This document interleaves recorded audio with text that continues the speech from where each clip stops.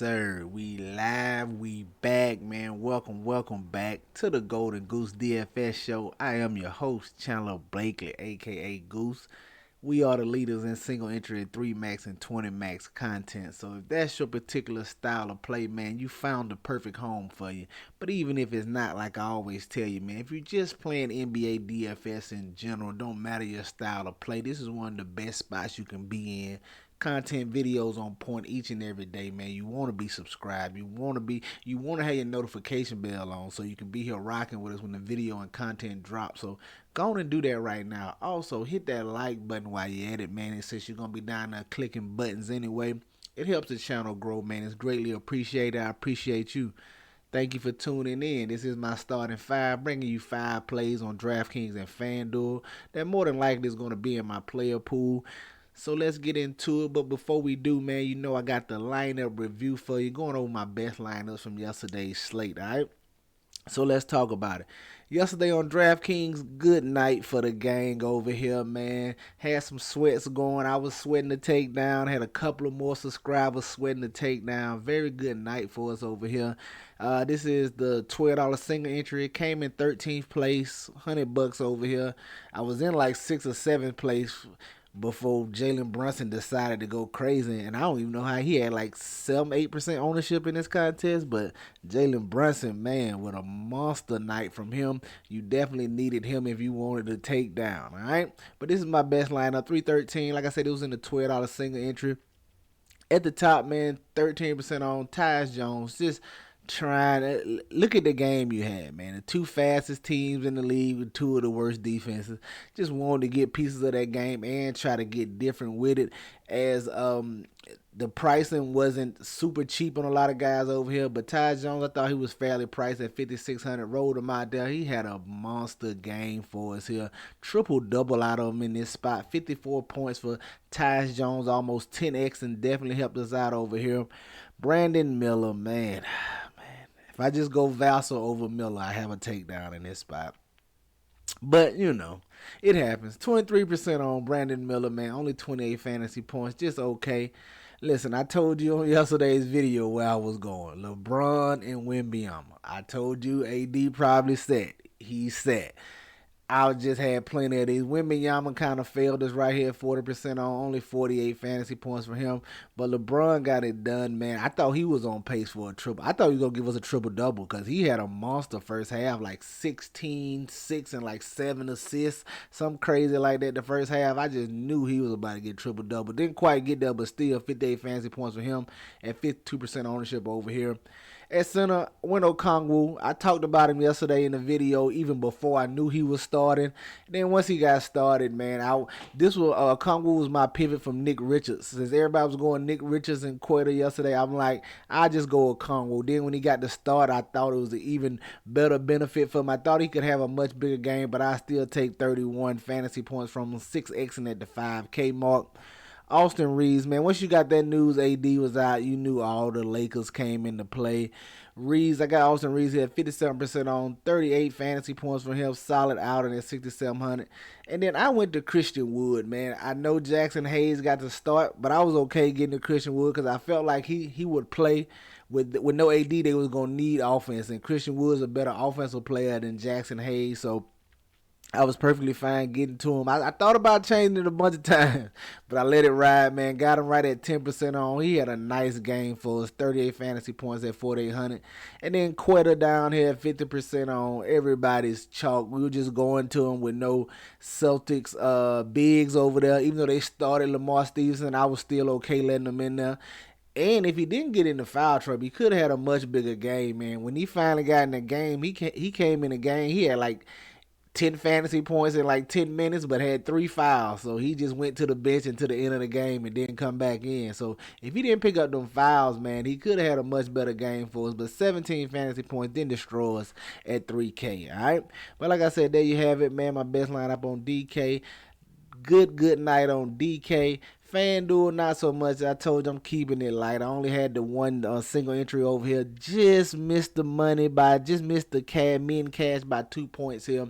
Tyrese Maxey over here, 9% on, 31 fantasy points from him.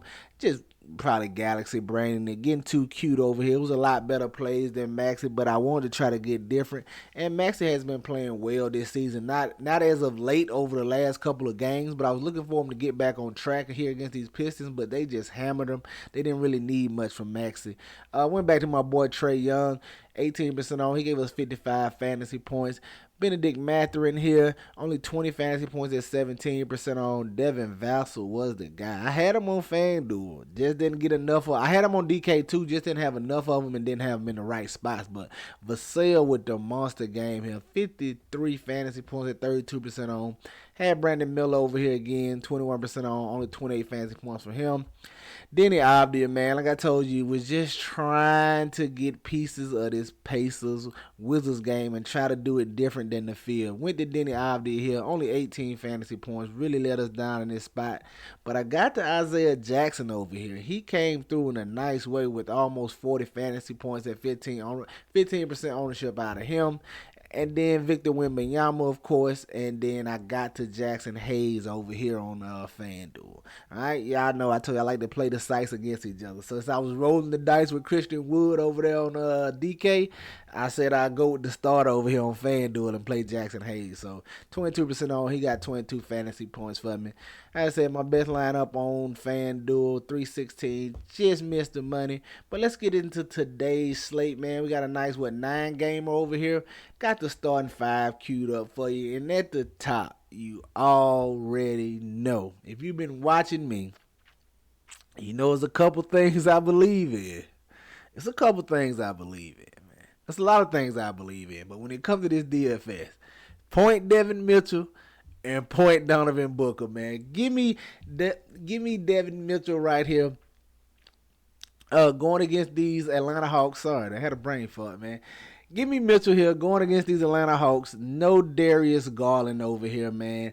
Y'all know, sign me up. Mitchell is going to run the point, more playmaking opportunities, more assist opportunities. I like him. A lot of these Cleveland guys are going to be able to play. LeVert, Strus. This is one of the high total games on the slate, Atlanta and Cleveland here. You definitely want to try to get you some exposure to this matchup.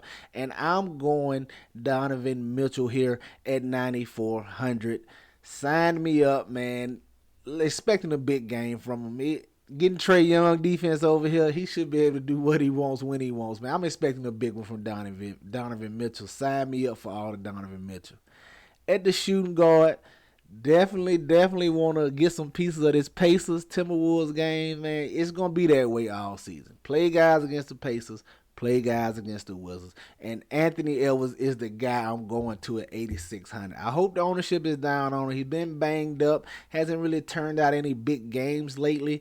But he returned last night. I think this is the perfect spot for him to have a blow up, man. You're playing these Indiana Pacers. You know they want to push the pace, especially with Gobert being on their team. That's their team strategy anyway, is to push the pace. But they definitely want to do it with Gobert over there on the other side, man. They don't want the Timberwolves to get a chance to set their half-court defense and have that rim protection down there from Gobert. So they definitely going to run and try to run him off the court there. Hopefully, they maybe even go small and try to get Gobert off the court. That's why I got Nas Reed down here. We'll talk about that in a minute. But give me Anthony Edwards at 8,600. This is the perfect game environment for him. Highest total game on the slate. Sign me up for the Ant-Man, man. I'm looking for a big bounce-back game for him. He hasn't had one in a minute. I think this is the spot he could do it. At the small forward, it's not pretty, man, but Lou Dort, just looking for some value early this morning on this slate, but we could have a lot of potential value later, man. We got Halliburton questionable. He could not play. We got Fox questionable as well, so it should be some value that opens up later on in the day. But right now, looking at Lou Dort, 4,900, been playing solid in his return since he's returned. And the one thing about Lou Dort, man, you know the minutes are going to be there. He plays big minutes. He's going to have every opportunity to return you value at 4,900. Give me a little Lou Dort here for a little early morning value piece. At the power forward, I want to look at Nas Reed for all the reasons I just said. Well, one, Nas Reed's going to play regardless. He's in that 20 to 30 minute range, man. It depends on how the game going, if somebody's in foul trouble, whatever the case may be, but he's 20 to 30 minutes every night, and he's a solid fantasy producer. The nights he get closer to 30, the closer he gets to 30, the bigger games he's going to have for you. And if he goes over 30 minutes, you probably for sure going to need him. But like I said, man, in this matchup right here, plenty of things can break his way. Gobert can get in foul trouble. The Pacers could go small, like I said, to really try to run Gobert off the court. It's a lot of ways Nas Reed picks up extra minutes here. I definitely want some exposure to him. Definitely want exposure to this game. Give me some Nas Reed at 5,500. And at the center, I want to go back to Okongwu. Maybe he's back in the starting lineup. Maybe he's not.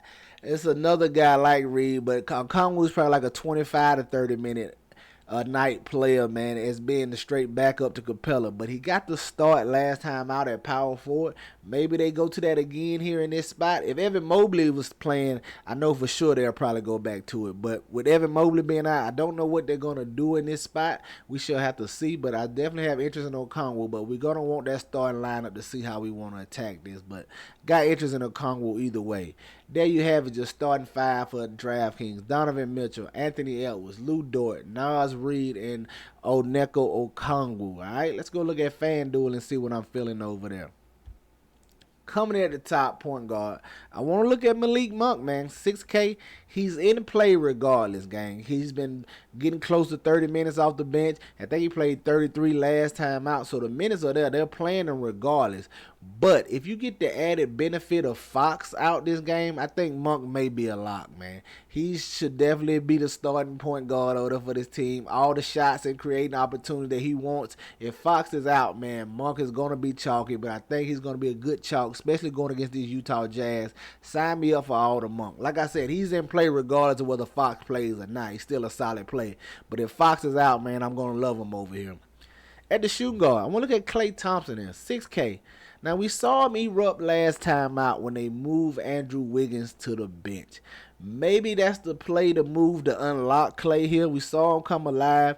Maybe it is, maybe it isn't. But what I do know, with no Draymond Green out there, and Wiggins is just playing like a shell of himself, so it doesn't matter if he's starting or not.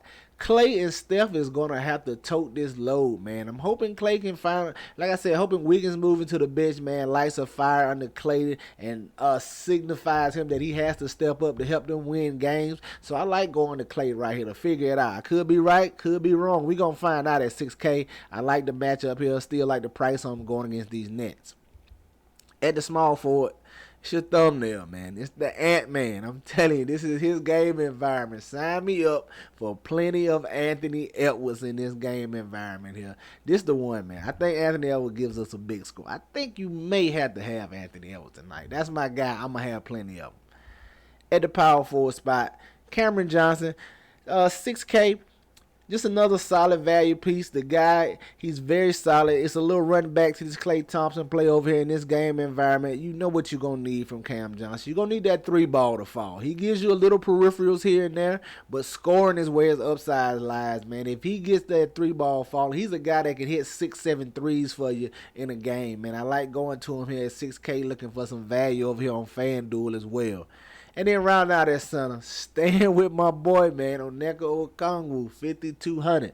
Like I said, I don't care if he starts or he comes off the bench, man. He's going to see 25 to 30 minutes, and he's a solid fantasy producer. Didn't have as big a game as I wanted, but it's going to take some time. If he's truly going to be the starter at the power forward the rest of the year, it's going to take some time for him to adjust to the new roles, especially being in the starting lineup beside Capella. It's going to take him a little minute to find his footing, but he's a solid fantasy point per minute producer, man. And as long as he gets the minutes similar to Nas Reed, man, he can put up a big game for you.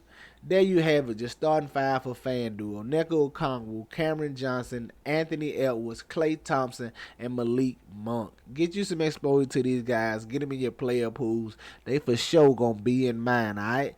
That's going to do it for us here today, man. Y'all know the motto. Chances make champions. Y'all green up. I'll catch y'all next time, all right? Let's get it.